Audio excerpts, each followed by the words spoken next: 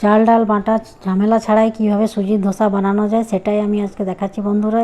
এই দেখুন আমি এখানে নিয়ে নিয়েছি 1 কাপ সুজি, হাফ কাপ চালের গুঁড়ো আর হাফ কাপ টক দই। এখন এখানে আমি আর একটু জল মিশিয়ে দেব, আর জলটা ভালোভাবে মিশিয়ে আর একটু আমার জল লাগবে, আর একটু জল দিয়ে এটাকে ভালো করে একটা পেস্ট রেডি করে নেব। পেস্টটা রেডি হয়ে গেলে এটা আমি এখন এক সাইডে ঢাকা দিয়ে কিছুক্ষণের জন্য রেখে দেবো। এখন আমি এখানে নিয়ে নিয়েছি একটা ফ্রাইং প্যান, তেল গরম করে নিয়েছি।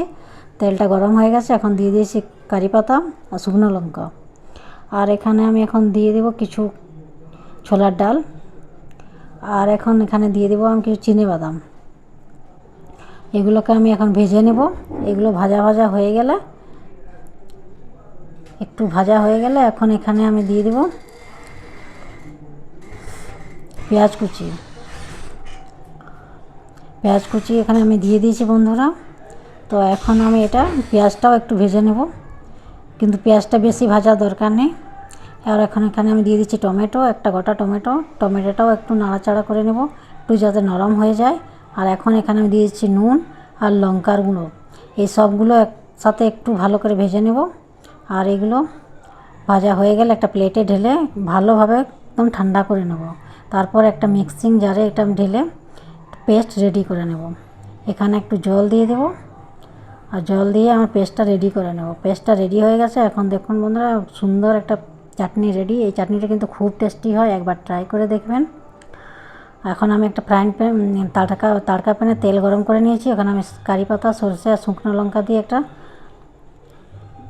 ফোড়ন দিয়ে দিয়েছি। এটা খুব সুন্দর লাগে, এই টেস্টটা অনেক সুন্দর হয়, একবার খেয়ে দেখবেন। এখন আমি যে সুজির পেস্টটা রেডি করেছিলাম ওটা একটা মিক্সিং জারে ঢেলে দেবো, আর একটু সামান্য জল দিয়ে একটা পেস্ট রেডি করে নেব।